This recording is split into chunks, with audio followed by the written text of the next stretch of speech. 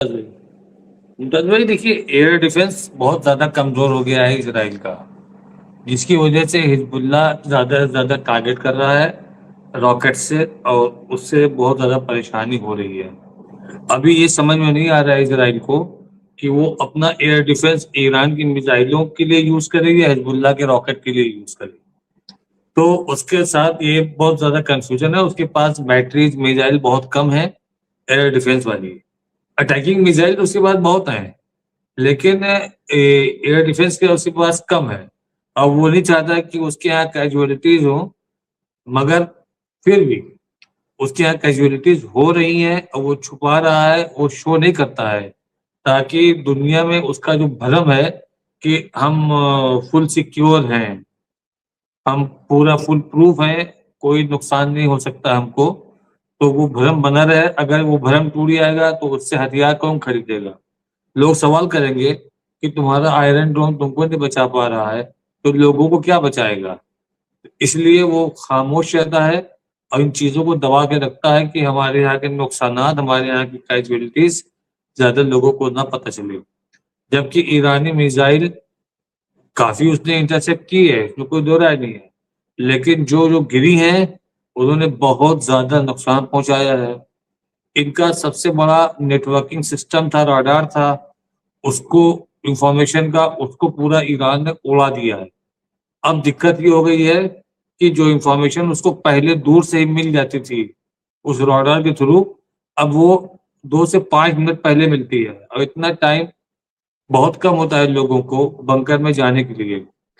तो वहां के अवाम डर रही है बंकर को लेकर के कि तुम्हारे बंकर भी सेफ नहीं है, ईरानी मिसाइल बंकर के अंदर तक चली जा रही है, तो हमारी क्या सेफ्टी है? तो गवर्नमेंट का यही कहना है कि इसके अलावा कोई दूसरा ऑप्शन नहीं है, आप बंकर में रहोगे तो सेफ्टी के चांसेस ज्यादा हैं। यही वजह है कि वहां पर जो डुअल नेशनलिटी के लोग थे वो सब छोड़ छोड़ के भाग रहे हैं, वो नहीं रुक रहे हैं इसराइल में, न रुकना चाहते हैं। उनको जो भी फ्लाइट मिल रही है फौरन पकड़ के भाग रहे हैं, और ज्यादा से ज्यादा लोग वाया साइप्रस जा रहे हैं सीधे सीधे। और साइप्रस के लिए फ्लाइट आपके बेन गुरियन एयरपोर्ट से जाती है, 20 मिनट में वो लैंड करती है, फिर वापस आती है, खाली आती है वहां से, फिर भर के ले जाती है। तो इसी तरह से इनका चल रहा है आवागमन का सिस्टम। और जब अटैक हो जाता है एयरपोर्ट पे तो वहां भी भगदड़ मच जाती है। लेकिन लोग सोचते हैं कि एक बार हम अगर यहाँ से निकल जाएंगे तो हम बच जाएंगे, यहाँ रहेंगे तो यहाँ पर हमारी सेफ्टी नहीं है। तो इस तरह की सोच इजरायली आवाम की कि हमारी यहाँ पर सेफ्टी नहीं है, ये इजराइल के सेफ्टी पॉइंट के ऊपर बहुत बड़ा क्वेश्चन मार्क है। दूसरा, आज आईआरजीसी ने एक चीज और स्टेटमेंट दिया है, तो ये कहा है कि होर्मुज जो है वो बन जाएगा लोगों की कत्लगाह। अगर अमेरिका होर्मुज की तरफ प्लान करने की कोशिश करता है तो वो उनके लिए बन जाएगा कब्र, क्या बोलते हैं, स्लॉटर हाउस। एक स्लॉटर हाउस का नाम, स्लॉटर का नाम लिया उन्होंने, कसाई बाड़ा। तो जिसके ऊपर काफी ऑब्जेक्शन हुआ है कि इस तरह की लैंग्वेज यूज करने का मतलब क्या है।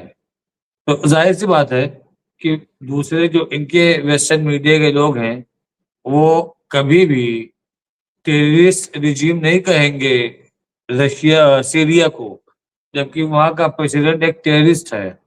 और वो टेररिस्ट रिजीम कहते हैं ईरान को, क्योंकि डोनाल्ड ट्रंप ने उसको टेररिस्ट रिजीम कहा है।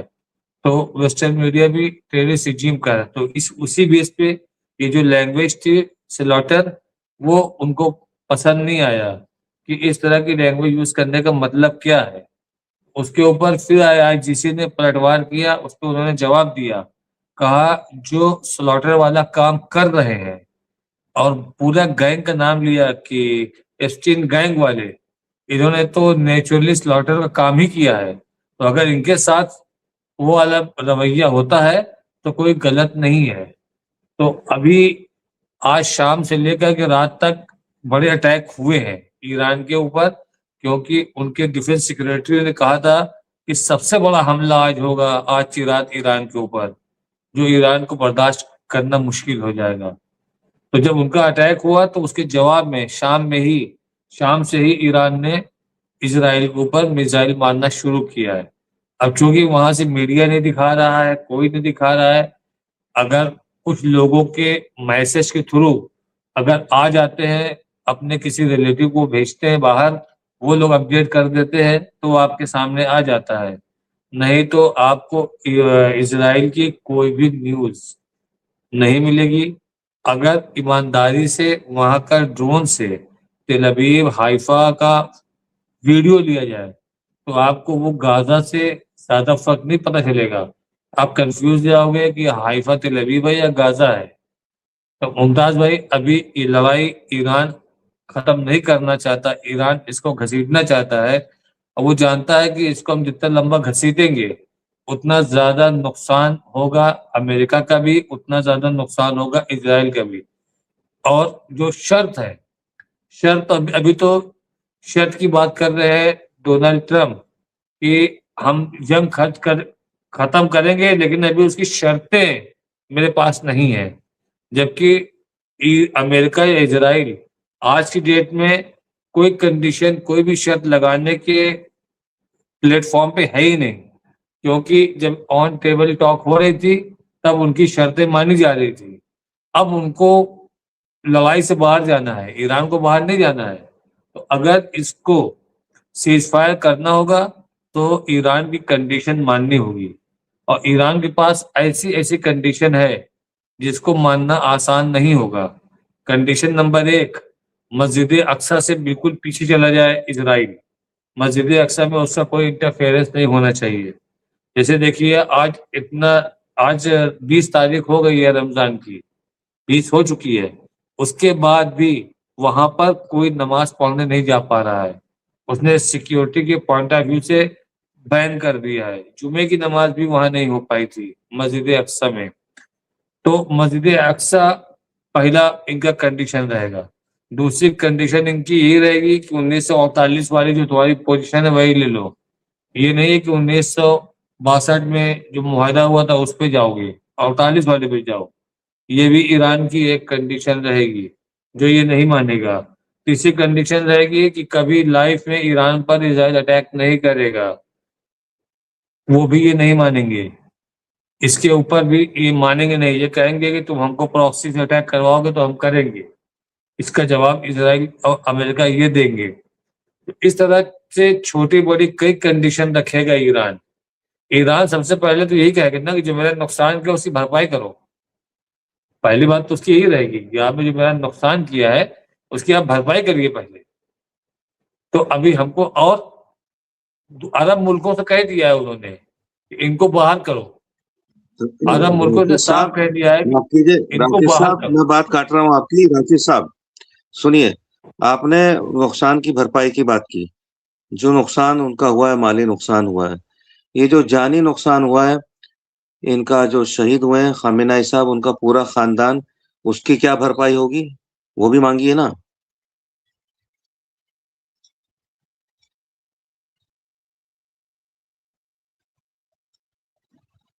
बनाया जा सकता है जिसमें बार्गेनिंग हो सकती है, वही चीज ईरान रखेगा।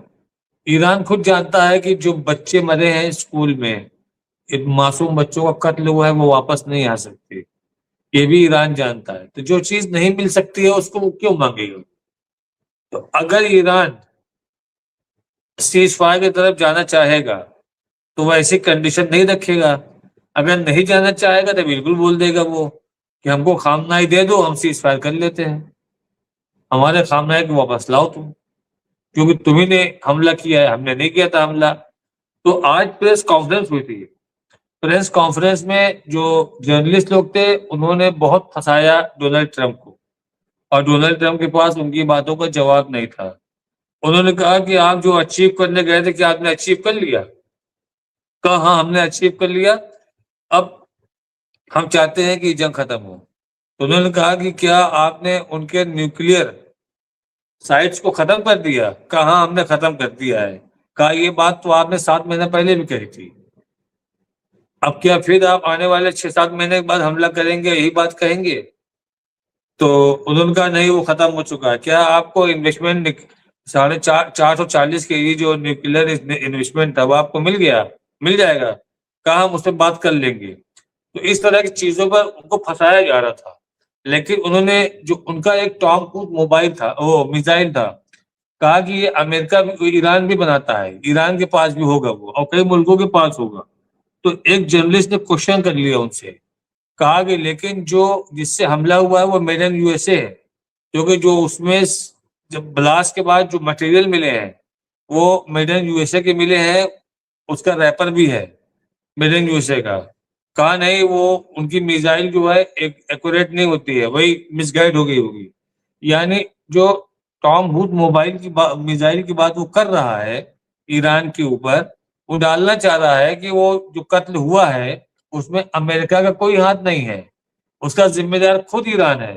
तो उसके ऊपर वहां के लोगों ने कहा कि ईरान ने तो हमला किया ही नहीं था, पहला हमला आपने किया, आपके हमले के बाद ईरान ने आपका रिप्लाई दिया है, पलटवार किया है। तो कहा कि उसी पलटवार में ही उधर चला गया है। तो इन्होंने फोन किया, मजे की बात देखिए, इन्होंने फोन करके 1 घंटे बात की, पुतिन से बात किया इन्होंने। अब पुतिन से इन्होंने बात किया, शुरुआत की यूक्रेन से और आ गए ईरान पे। तो यूक्रेन के ऊपर पुतिन ने कुछ बात करना पसंद नहीं किया, तो इन्होंने प्रेस कॉन्फ्रेंस में कहा कि पुतिन का फोन आया था, अब वो हमसे बोल रहे थे कि हम इसको खत्म करना चाहते हैं, ईरान की जंग को हम चाहते हैं ईरान की जंग खत्म हो जाए। तो मैंने उनसे कहा कि आप पहले वहां की खत्म करिए, यूक्रेन की खत्म करिए। तो उस पे उन्होंने कहा कि नहीं, हम उस पर बात नहीं करेंगे। तब उसके 2-3 घंटे के बाद पुतिन ने एक कॉन्फ्रेंस की, प्रेस कॉन्फ्रेंस करने के बाद पुतिन ने कहा कि फोन उनका आया था। अब वो ये कह रहे थे कि पूरे यूरोप और एशिया में दिक्कत हो रही है, हम चाहते हैं कि सीज फायर हो जाए, और हम ये भी चाहते हैं कि आप 2 सीज फायर एक साथ करो, यूक्रेन का भी करो और ईरान का भी आप करवाओ। तो मैंने तो उनको यूक्रेन के बारे में मना कर दिया, और ईरान के बारे में मैंने उनसे कहा कि ईरान का सीज फायर के ऊपर ईरानी बात कर सकता है, मैं बात नहीं कर सकता हूँ, और इसके लिए मुझको ईरान से बात करनी पड़ेगी। ये बात पुतिन ने अपने प्रेस कॉन्फ्रेंस में दिन में 2 बजे कही है। तो मुमताज भाई, ये एक नंबर के झूठे हैं डोनाल्ड ट्रंप, बहुत सारी बातें ये 80% झूठ बोलते हैं। वहां की मीडिया भी इनके झूठ को खुल के बोलती है कि समझ में ये नहीं आता है कि डोनाल्ड ट्रंप की कौन सी बात को हम अपनी मुख्य न्यूज, मेन न्यूज बनाए, हेडलाइन बनाए, क्योंकि इनकी न्यूज में काफी चीजें सच नहीं पाई जाती। ये नहीं कहा कि झूठ बोलते हैं, ये कहा कि सच नहीं पाई जाती। ये चीज आई थी न्यूयॉर्क टाइम्स में, जो कि इन लोग के फेवर का पेपर है, वॉशिंगटन पोस्ट और न्यूयॉर्क टाइम। तो मुमताज भाई, ये चाहते भी हैं हो जाए, और उसके बाद ये भी चाहते हैं कि हमारी शर्तों में हो जाए। नुकसान इनका बहुत हो रहा है, जितना पैसा इनका जल गया है इन बारूदों में, उस पैसे से तो वो हाथ धो बैठे हैं। इन्होंने खो दिया है मिडिल ईस्ट, पूरे वहां के ब्यूरोक्रेट बोल रहे हैं, पेंटागन बोल रहा है, इनकी पार्टी के लोग बोल रहे हैं, अपोजिशन के लोग बोल रहे हैं कि क्या आपने, प्रेस में पूछा गया, क्या आपने मिडिल ईस्ट को लूज कर दिया है? उन्होंने कहा नहीं नहीं, मैंने सेफ्टी के पॉइंट ऑफ व्यू से लोगों को वहां से निकाला है। तो ये बंदा इस तरह की बात। अच्छा, अगर आप पूरे अमेरिका की बात पे आएंगे, तो जब इसने प्रेस कॉन्फ्रेंस की तो इसने अपने दामाद कुशनर का नाम ले लिया, बिटकॉफ का नाम ले लिया, और अपने ऑफिस का नाम ले लिया, नेतन्याहू का नाम नहीं लिया कि उन लोगों ने मुझको सजेस्ट किया था अटैक करने के लिए, उन लोगों ने हमको सजेस्ट किया था अटैक करने के लिए।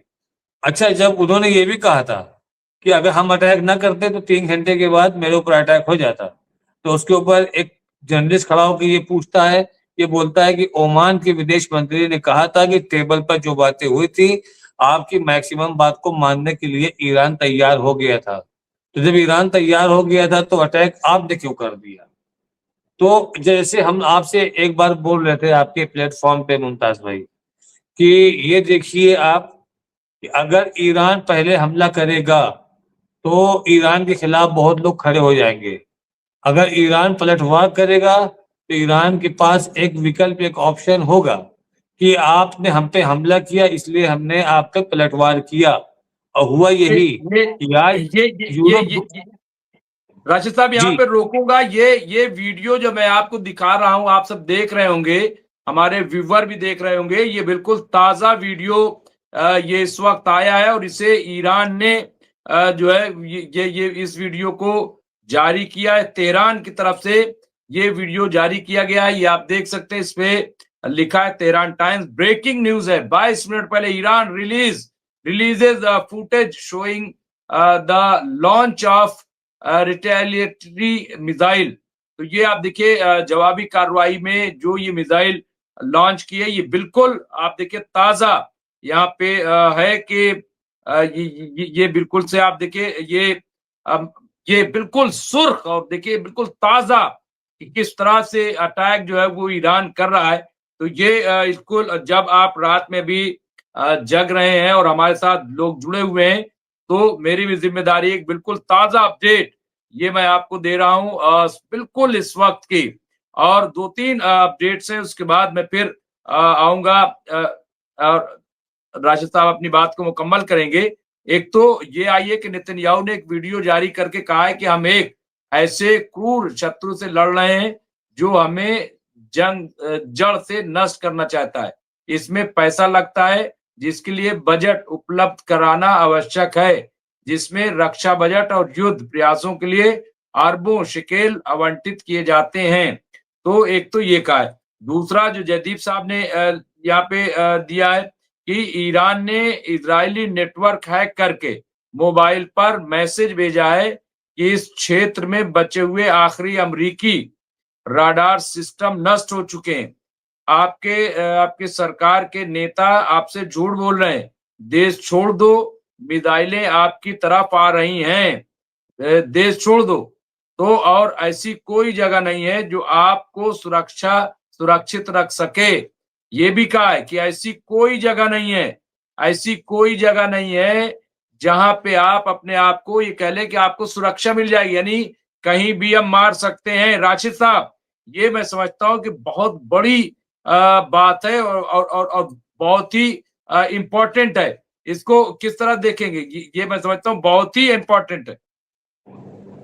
जी, ये लोगों को, अवाम को डराना है, वहाँ की अवाम को डराना है और इस डर से वहाँ की अवाम भाग रही है।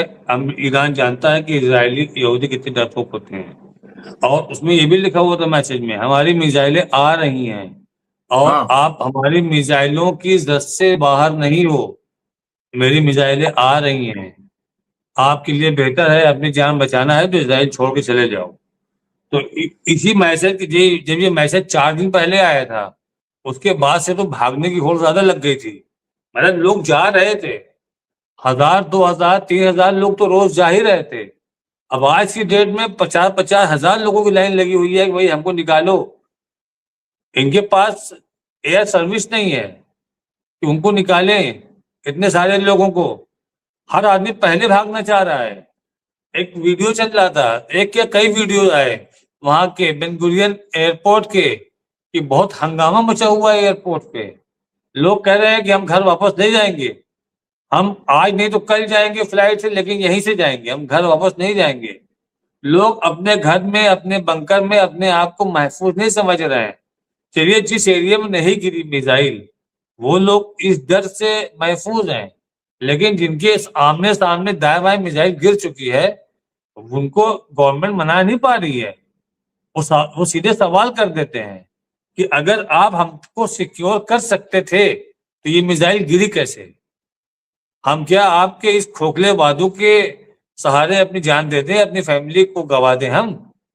तो इसका गवर्नमेंट के पास, ऑफिशियल के पास कोई जवाब नहीं रहता है मुमताज भाई। लेकिन इजराइल ने फ्लाइटों की जो तीव्रता थी वो कम कर दी है। बहुत कम फ्लाइट जाती है और बहुत ही मतलब गैप में जा रही है। ऐसा नहीं है कि साइप्रस 20 मिनट की फ्लाई है, आना जाना 1 घंटे में हो जाता उनका, लेकिन वो 2-2, 3-3 घंटे में एक फ्लाइट जा रही है साइप्रस। 2-2, 3-3 घंटे में, उतनी देर में तो ये 3 फ्लाइट भेज देते। उससे भी वहां के लोग काफी नाराज हैं। और आप देखिए जो बयानात आ रहे हैं कि जो डीजी वेंस है वो लंबी जंग चाहते नहीं थे, शुरू से बोल रहे थे हम इस जंग के खिलाफ हैं। जो इनके डिफेंस सेक्रेटरी हैं वो बोलते हैं जंग तो अभी शुरू हुई है, बहुत लंबी चलेगी। और डोनाल्ड ट्रंप बोल रहे हैं कि हमने जो हमको चाहिए था हमने अचीव कर लिया। यानी इनकी गवर्नमेंट में कोई चीज में कम्युनिकेशन आपस में नहीं है, जिसकी जो मर्जी हो रहा है वो बोल रहा है। इतना ज्यादा डिस्टरबेंस अमेरिकन गवर्नमेंट में हो गया है ईरानी हमलों से। और जो आप बता रहे थे सऊदी अरबिया के बारे में कि सऊदी अरबिया ने कहा है कि कोई नहीं जाएगा, कोई ईरान पर हमला नहीं करेगा। मुमताज भाई, सऊदी अरबिया के पास लड़ाके है ही नहीं, अगर आप सही मानो। वो किस बेस पर लड़ेंगे? लेकिन एक चीज हम लोग तो मान के चलते हैं कि कहीं ना कहीं इनकी अंदर सहमति होगी। और हमने आपसे बहुत पहले कहा था कि अमेरिका अगर इनका एयरबेस यूज करना चाहेगा तो ये मना नहीं कर सकते अमेरिका को। ये ट्रम्प को रोक नहीं सकते हैं, इनकी हैसियत नहीं रोकने की। हुआ वही, इनका एयरबेस यूज किया। यूएसएस कमांड ने एक ट्वीट किया था, उसमें मिसाइल को लॉन्च करते हुए दिखाया, उसका फोटो वीडियो, वो भी रेगिस्तानी एरिया में। तो बैकग्राउंड देख करके जो हमारे खामनेई साहब के खास हैं अली जानी, तो उन्होंने कहा थैंक यू यूएस सेंटकॉम, हम जो बात को हम कह रहे थे उसको आपने प्रूफ के साथ साबित कर दिया है। इसका मतलब यह है कि उस बेस पे हमारा हमला सही था और भी आगे हमला होता रहेगा। ये उन्होंने उस ट्वीट को रिट्वीट किया बिल्कुल था। बिल्कुल जी बिल्कुल। और मैं फिर आऊंगा, मैं चूंकि टाइम भी अब हो रहा है, काफी हो गया। लेकिन यहाँ पे जयदीप सिंह मुंदला साहब ने कहा है, सीनेटर क्रिस मर्फी, उनका बयान है कि मैं अभी अभी 2 घंटे की गुप्त बैठक से लौटा हूं। इस बैठक ने मुझे ये पुष्ट कर दिया है कि ये युद्ध पूरी तरह बेतुका है और हमारे घोषित उद्देश्यों यानी जो ऑब्जेक्टिव्स थे की पूर्ति नहीं हुई है। ये एक बहुत बड़ी आपदा है, एक ऐसी पूर्ण विफलता जो 10 दिनों तक चलेगी। तो यहाँ पे इन्होंने ये बिल्कुल क्लियर कट कह दिया है। फिरोज बख्श साहब, सभी अमेरिकी ठिकानों को मिडिल ईस्ट से हटाने की शर्त होनी चाहिए और मैं समझता हूं कि ये शर्त जरूर होगी। लेबनान, यमन सहित सभी रेजिस्टेंस पर भविष्य में कोई हमला न करने की शर्त भी यहाँ पे होगी हमारे ख्याल से। तो इस तरह की तमाम बातें आ रही हैं। जी यहाँ पे जयदीप साहब ने ये भी लिखा है, पवित्र रात्रि लैलतुल कद्र के दौरान रेजिस्टेंस फोर्स को अपनी दुआओं में याद रखने का आह्वान किया जा रहा है कि हमें अपनी दुआओं में याद रखिए। यहाँ में खत्मुल अंबिया इस क्षेत्र में अमेरिकी सरकार के 70 वर्षों की उपलब्धियां 11 दिनों में राख में मिला दी गई हैं। ये भी जो है, और ये एक और आया है, संदेश साहब दिया है, 11 बजते बहरीन की ऑयल रिफाइनरी को किया तबाह। तो बहरीन की ऑयल रिफाइनरी भी तबाह हो गई है। जी फिरोज बख्श साहब, मैं आपसे एक और स्टेटमेंट और उसके बाद राशिद अली साहब से कहूंगा कि एक शॉर्ट में फिर आपसे दुआ पे खत्म कर दूंगा। हमारा प्रोग्राम जो रोज होता है बिल्कुल उसी अंदाज में खत्म होगा। और अभी भी हमारे साथ बहुत सारे लोग जुड़े हुए हैं, मैं आपको बता दूं करीब 800 करीब लोग जुड़े हुए। जी फिरोज बख्श साहब।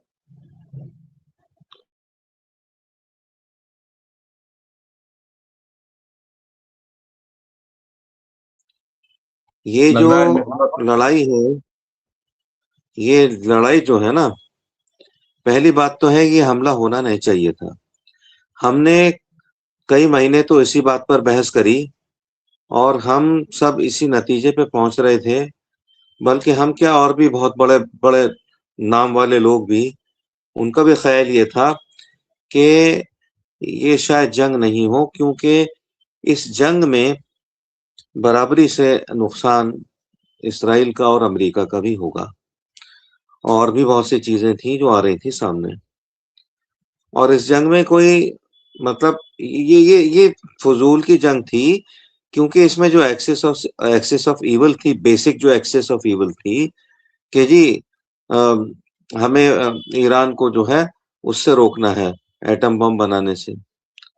ये समझ में नहीं आ रहा कि तुम पहले हमला करके तुमने सारी तंसीबात तुम कहते हो तुमने तबाह कर दी ईरान की, और तुम कह रहे हो हमने इसका एटमी प्रोग्राम बिल्कुल ज़ीरो कर दिया है। उसके बाद फिर तुम दोबारा हमला करते हो और उसके सुपर सुप्रीम कमांडर को शहीद भी कर देते हो, हैं? तो ये मतलब कुछ इनका ये समझ नहीं आ रहा कि दिमाग से पैदल हो गए हैं या क्या है, क्या इनका सिलसिला है, क्या इनकी बात है। तो अब ये जो इन्होंने गलत काम किए हैं, सबसे बड़ा काम तो इन्होंने गलत जो इनसे हुआ है और जिसका इनको अंदाजा हो रहा होगा, अरे तुमने उस 86 87 90 साल के बुजुर्ग को कि जो सिवाय अल्लाह अल्लाह करने के और कुछ नहीं करता था या ब्लेस करता था वो शख्स अपने अवाम को, तुमने इतनी बेदर्दी के साथ मार दिया, शहीद कर दिया। आखिर क्या कोई दिल है तुम्हारे अंदर? कोई पत्थर भी अगर तुम्हारे अंदर दिलों में हो तो वो भी ऐसा काम नहीं करेगा, ठीक है? और ये करने के बाद भी तुम अब जो भी जिस सूरत हाल में भी जंग है, बड़े-बड़े तुमने बेड़े लाके खड़े कर दिए यहाँ, बड़ा तुमने अपने साज़ो-सामान यहाँ पे लाके रख दिया, आखिर किस लिए? इसलिए कि तुम्हें एक लाग़र और खाल-खाल इंसान को जान से मारना था, इसलिए कि तुम एक ऐसा मुल्क के जिसको उसके बासियों ने उसको बनाया है, उसको चुना है उस मुल्क को, उसकी बख़ैर आफ़ियत की उन्होंने कसम खाई है, उस मुल्क में तुम तख्ता पलटना चाहते हो। तख्ता तो ख़ैर ग़ालिबन तुम इस ज़िंदगी में नहीं कर पाओगे, ठीक है? जैसे तुमने 15 ममालिक में तख्ते पलटे हैं, जिनकी मैंने लिस्ट शुरू-शुरू में बताई थी। लेकिन ये है कि जो भी तुम कर रहे हो, इसका ख़मियाज़ा अभी आगे इनको भुगतना पड़ेगा। मुझे अफ़सोस इस बात पे होता है कि जो इतनी बड़े-बड़े नाम हैं, इतनी बड़ी-बड़ी ताकतें हैं, अब आपको पता है कौन-सी ताकतें हैं? वो ख़ामोश बैठी हुई हैं। उनको एक्शन में उसी वक़्त आ जाना चाहिए था कि जब ये लोग मदुरो को उठा के ले गए थे। अगर उस वक़्त ये चीन, आपका रूस, नॉर्थ कोरिया और चंद और ममालिक थोड़ा-सा हरकत में आ जाते, तो शायद ईरान के साथ ये सब नहीं होता। मगर मैं अब क्या कहूँ, मैं वो अल्फ़ाज़ इस्तेमाल नहीं करना चाहता, जो मैं अरब ममालिक के लिए भी इस्तेमाल करता हूँ। तो ये इन बड़े ममालिक को अब ये देखना चाहिए कि किस तरीके से ये दादागिरी अमेरिका की रुके। ये दादागिरी तो हम तो अपने बचपन से देख रहे हैं, और ये 1945 से जब इन्होंने ट्विन सिटीज़ पे हिरोशिमा नागासाकी पे बम गिराए थे, एटम बम गिराए थे, तब से चल रही है। तो अब मेरे कहने का मकसद ये है कि अब मौजूदा सूरत-ए-हाल में एक चीज़ से ये जो है परहेज़ करें, जो ये कह रहे हैं मुस्तक़िल कि हम जंग को ख़त्म करने के लिए जंग का ख़ात्मा हम एटॉमिक वॉरहेड इस्तेमाल करके करेंगे। यानी अ, सी सीधा-सा इनका मकसद ये है कि ईरान को ख़त्म करके ये करेंगे, तो उसमें फिर ये भी नहीं बचेंगे, ठीक है? इनका भी ख़ात्मा होगा। तो इनको ये बात समझ लेनी चाहिए कि अब 10 दिन हो गए, परेशानी ईरान को जो है वो तो है। ईरान ने तो अपने सर पे कफ़न बाँधा हुआ है, वो मरने से नहीं डरता। शहीद होने से ईरानी नहीं डरते, ठीक है? तुम जो हो, तुमसे बड़ा मुनाफ़िक, तुमसे बड़ा ज़ालिम कोई नहीं है, तुमसे बड़ा धोखेबाज़ कोई नहीं है। तुमको अब इस जंग को ख़त्म करना चाहिए, ठीक है? और ये कह के कि जी हम जो है जनाब अली इसको हम ख़त्म करेंगे और कैसे करेंगे, अभी भी ये लोग धमकियाँ दे रहे हैं, अभी भी ठीक धमकी है? दे रहे हैं। ये बिल्कुल फिरोज साहब अभी धमकी दे रहे हैं, और यहाँ पे आप देखिए जयदीप सिंह मुंदेला साहब ने अपडेट किया बिल्कुल अभी कि बगदाद के विक्टोरिया बेस पर ईरानी हमले में पूरी तरह पावर आउटरेज हो गया है, आउटेज हो गया है यहाँ पे आउटरेज। तो ये मैं समझता हूँ कि इस वक्त की बड़ी इंपॉर्टेंट खबर है, और जब हम ये खबर दे रहे हैं तो जाहिर सी बात है कि तमाम जो है अलग-अलग हवालों से खबरें आ रही हैं। यहाँ सैयद अब्बास राक्शी ने कहा है ईरान द्वारा अमेरिका या उसकी सेनाओं पर हमले की योजना बनाने का दावा युद्ध को जायज ठहराने के लिए सरासर झूठ है। आखिरी कमेंट क्या करेंगे राशिद रिजवी साहब?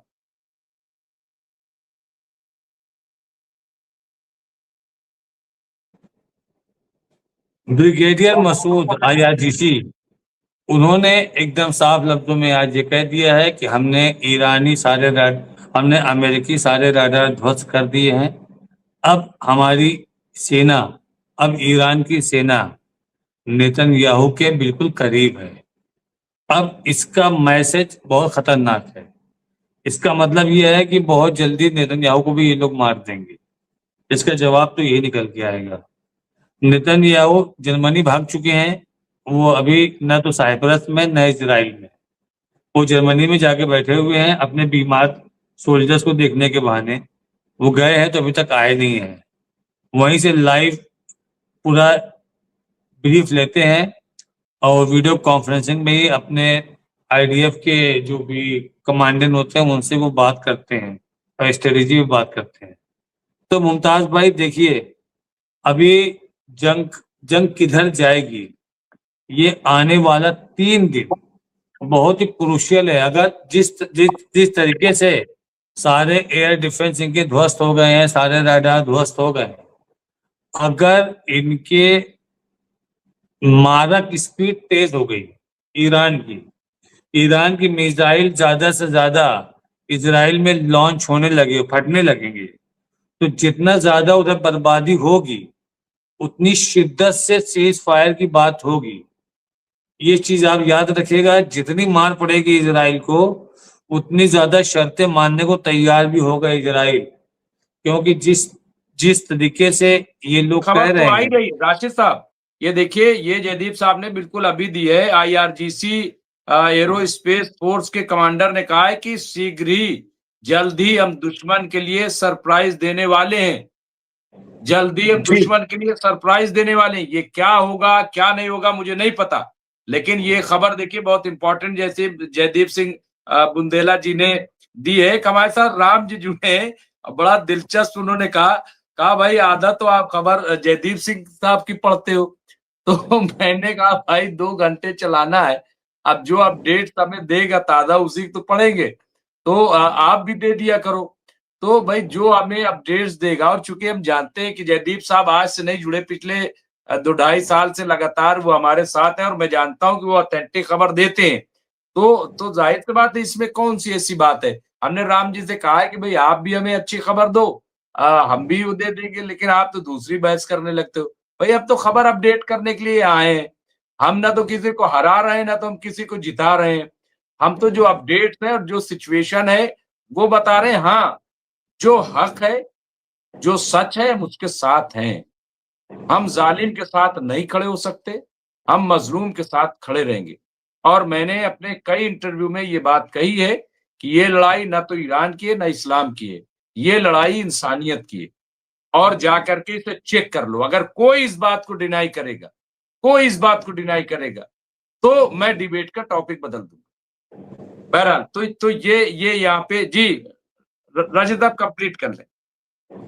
जी मुमताज भाई, अभी जैसे ईरान शुरू से बोल रहा था कि अब्राहम लिंकन को हम डुबो देंगे, बस वही एक मरहला बाकी है। अब्राहम लिंकन अगर चला जाता है तो इसको तो हम मानेंगे कि ये ईरान की हार है, क्योंकि अगर ईरान को वाकई जीतना है, फतेहयाब होना है, तो ईरान के लिए बहुत जरूरी है कि वो अब्राहम लिंकन को डुबो दे।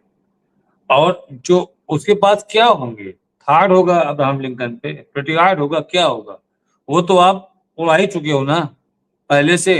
अब अब्राहम लिंकन का भी उड़ा दो, एंटी शिप क्रूज मार दो उस पे आप। अब्राहम लिंकन जाना नहीं चाहिए मुमताज भाई। अगर अब्राहम लिंकन चला गया तो आप समझिए कि अपनी थोड़ी बहुत इज्जत बचा के निकल गया अमेरिका। अगर अब्राहम लिंकन डूब गया तो समझिए कि पूरी तरीके से इज्जत लुटा के गया अमेरिका। आज डोनाल्ड ट्रंप जब स्पीच दे रहे थे अपनी, तो उन्होंने एक बहुत ही मतलब वहशी वाली बात कही। कहा मेरे पास फोन आया, मुझसे पूछा गया कि ईरानियन शिप आ रही है, क्या करूं? मैंने कहा डुबो दो। क्योंकि मुझको डूबना अच्छा लगता है, शिप डुबोना अच्छा लगता है। मतलब ये लैंग्वेज थी कि शिप डुबोना अच्छा लगता है। उसी वक्त से मेरे दिमाग में ये चीज चल रही है।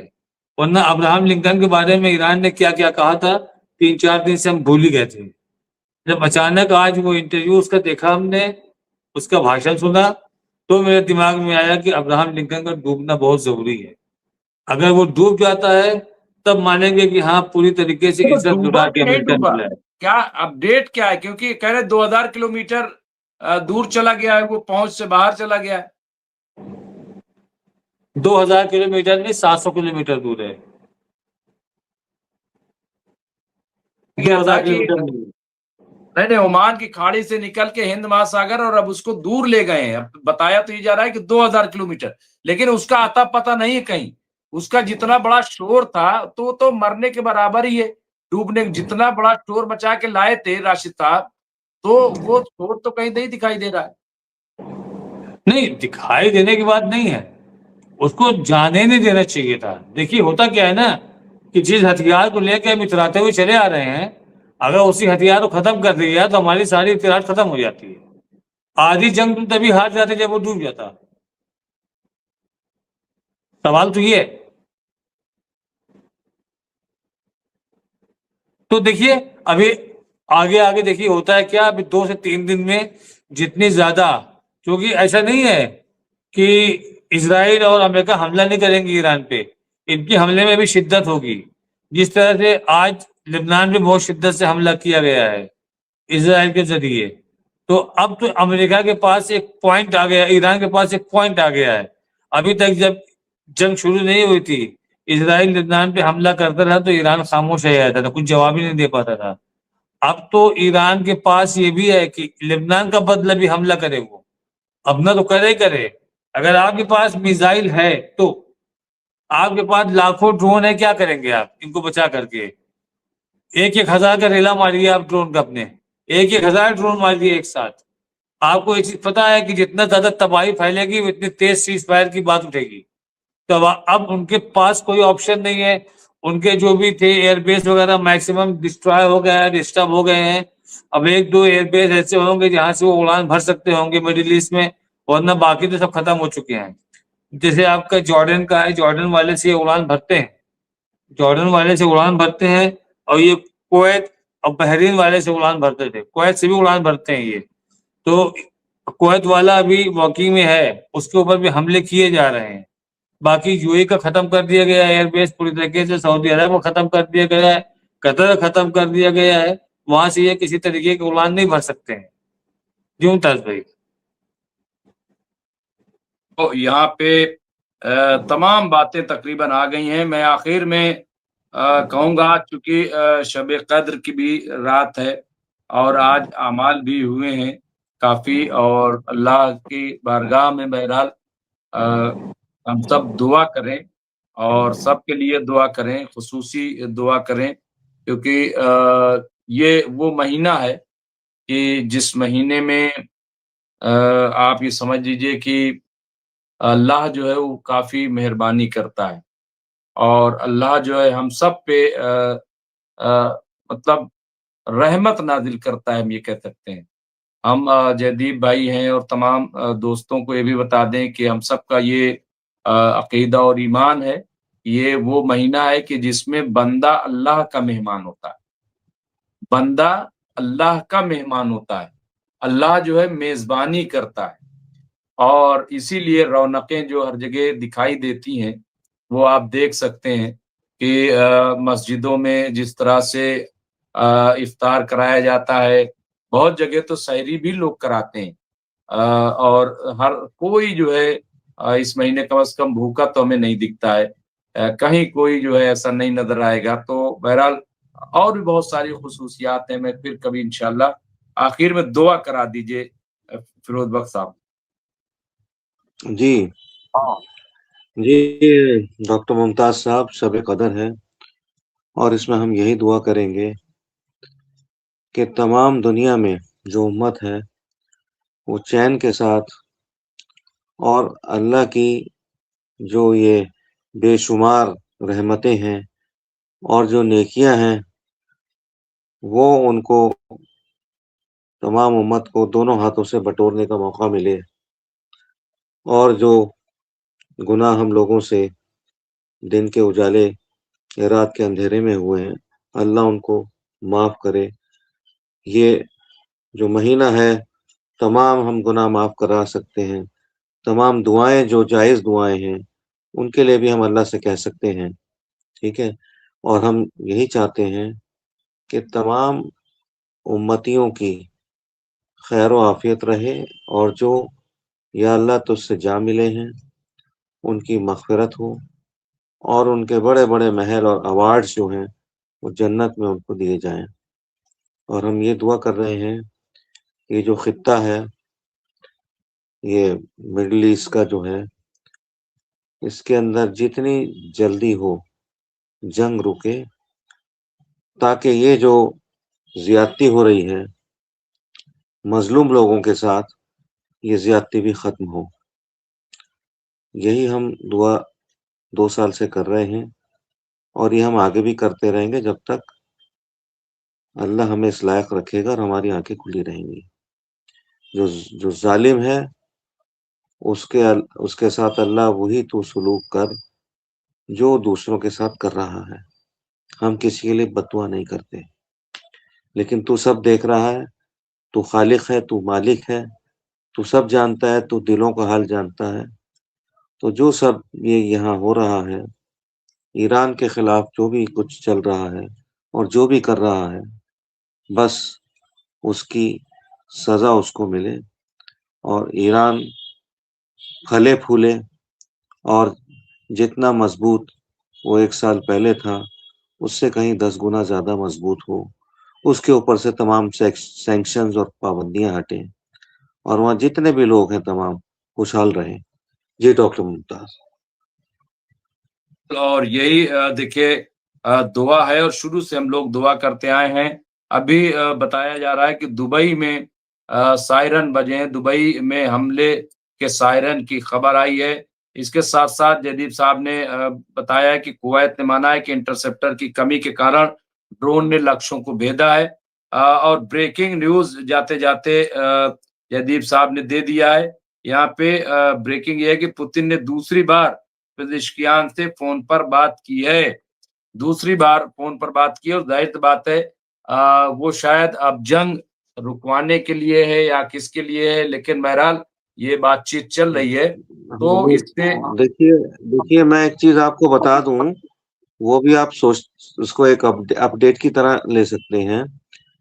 आपने इसका हवाला तो दे दिया, एक मोतबर खबर है कि पुतिन साहब की और ट्रम्प साहब की बात हुई है। एक बिल्कुल एक ऐसी नेटवर्किंग है पुतिन और ट्रम्प के बीच में कि जो सब चीज़ों से मुख्तलिफ है।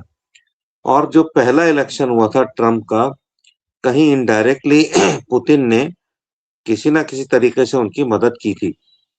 क्योंकि जिनसे ट्रम्प साहब का मुकाबला था, गालिबन उनकी नेटवर्किंग पुतिन से अच्छी नहीं थी, लिहाज़ा पुतिन ने इनकी मदद की थी। तो ये चीज़ें बहुत से लोगों को पता होंगी, कोई मैं ब्रेकिंग तो नहीं दे रहा, लेकिन हो सकता है कि ये वजह होते हुए ट्रम्प ने सोचा हो कि क्यों ना मैं पुतिन से बात करूँ और अपनी शराइत रखवा के सामने रखवा के इस जंग को किसी ऐसे नतीजे पे पहुँचाऊँ कि दोनों अतराफ को जो है वो तमाम शराइत जो है जो है कबूल हों और ये जंग रुके और ये खून-खराबा ख़त्म हो। जी, बिल्कुल और ये अच्छा कहा कि मैं ब्रेकिंग तो नहीं दे रहा हूँ। तो ब्रेकिंग तो देखिए जयदीप भाई देते हैं। हम उसे पढ़ देते हैं तो जी और यहाँ पे खालिद अख्तर साहब ने कहा है कि भाई मस्जिद अक्सा की जो बादियाबी उसके लिए भी दुआ की जाए और सबसे पहले इंसानियत के लिए जो आपने दुआ की। फिर मैं कह रहा हूँ राशिद साहब भी कहते आए हैं कि हम इस बात से कतई मुतमईन नहीं अगर कोई समझे कि अगर इज़राइल में भी लोग मारे जा रहे हैं तो हम उससे बिल्कुल हम उसी तरह का हम गमगीन हैं कि जिस तरह से हम ईरान के लिए हैं और दूसरों के लिए हैं। हम बिल्कुल इसके खिलाफ रहे हैं, लेकिन सवाल ये है कि दरिंदा कौन है? इसका ज़िम्मेदार कौन है? उसका गिरबान कौन पकड़ेगा? उससे सवाल कौन पूछेगा, ये इम्पोर्टेंट है। और वही सवाल पूछने के लिए हम आप सब यहाँ पे जमा होते हैं कि कम से कम वो बताया जाए कि आखिर इसका ज़िम्मेदार कौन है? कौन ज़िम्मेदार है? एक तरफ़ा बात ना होने पाए, तो इसलिए हम ये बात करते हैं। बाकी हमने कभी नहीं कहा हम कहीं ये कि साहब कोई भी मारा जाए, कोई भी मारा जाए। एक सौ हमें तो इस बात भाई का भी गम है भाई कि भाई जो डॉक्टर जो मुमताज बिल्ली और कुत्ते और डॉक्टर तोता और मुमताज मैना जो छोड़ के भाग गए, वो भी जी अफ़सोसनाक है। डॉक्टर मुमताज, इसका तो वाहिद एक ही दरिंदा है जो आप जानते हैं और जो कि अपनी प्रेस कॉन्फ्रेंस में बहुत मजे के साथ जो है ठुमके मार रहा था और नाच रहा था। दरिंदा तो वही है, दुनिया जानती है। इसमें कोई छुपी ढकी छुपी बात तो है नहीं। और एप्स्टीन ने तो बिल्कुल अब वादे कर दिया। देखिए, अब इसके बाद भी अगर दुनिया उसके साथ खड़ी रहे, तो इससे ज़्यादा शर्मनाक क्या हो सकता है? क्या हो सकता है? तो बहरहाल अल्लाह भी जो है वो सब देख रहा है और वो इनको इनके किए की सज़ा दे रहा है, मैं समझ रहा हूँ। इससे ज़्यादा और ज़िल्लत और और सुनिए और बात सुनिए। वो एक ऐसा दरिंदा है जो ये कहता है कि मुझे इस वॉर को देख के मजा आ रहा है और जो जहाज मैंने डुबोया जिसमें तकरीबन 100 जो नेवी पर्सनल थे ईरान के, वो कहता है कैसा जहाज था, वो बड़ा मजबूत जहाज था, बड़ा कायदे का जहाज था। क्या हम उसको डुबोते नहीं, उसको हम वापस ले आते? नहीं नहीं, वो तो बहुत अच्छा हुआ है, बड़े मजेदार बात हुई कि उसको डुबो दिया गया। इस तरह की बातें की जा रही हैं। वो शहीद हो गए 100 के करीब जो पर्सनल थे इसके ईरान के, और आप ठुमके लगा रहे हो। आप कह रहे हो मुझे मजा आ रहा है। ये क्या मतलब, मैं मेरा तो जहन बिल्कुल यहाँ पे आके काम करना छोड़ देता है डॉक्टर मुमताज। सही कह रहे हैं। और ये देखिए, अभी फिर एक अपडेट आ गई है। जयदीप सामदिया, अबू धाबी में एक्सप्लोजन की खबर है।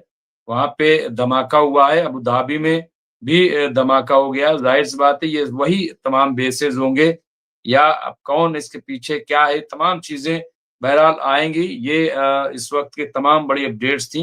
दोनों हज़रात का बहुत-बहुत शुक्रिया। एडवोकेट राशिद रिज़वी साहब, आप शुक्रिया। फिरोज़ बख़्त अहमद साहब जो हमारे परमानेंट सद्र हैं और वो जिस तरह से चैनल के साथ जुड़े रहते हैं, खबरगिरी करते हैं, वो उनकी मोहब्बत है। मैं उनका भी शुक्रिया। इसके अलावा जो इस वक़्त हमारे साथ जुड़े हुए हैं, यानी एंड कर रहे हैं, फिर भी 600 के करीब 609 लोग अभी भी हमें देख रहे हैं, सुन रहे हैं। मैं उनका शुक्रगुज़ार, यानी 800 थे, ये तो उस वक़्त हुए कि जब हमने कहा कि अब हम दुआ कर दीजिए। तो इतने लोग अभी भी, यानी हर कोई दुआ में शामिल होना चाहता है। फिरोज़ बख़्त साहब, आप समझ लीजिए। आप जब दुआ कराते हैं तो 600, 700, 800 लोग आपकी दुआ में शामिल होते हैं। ये बहुत बड़ी बात है। हर कोई दुआ करना चाहता है कि अमन रहे। शुक्रिया बहुत जयदीप साहब का, हसन रिज़वी साहब का, साबिर हुसैन साहब का, ये तमाम जो लोग हैं सबका बहुत शुक्रिया। खालिद अख्तर साहब हैं, उनका शुक्रिया। जो और नए लोग हमसे जुड़े हुए हैं, अंजुम साहब का शुक्रिया।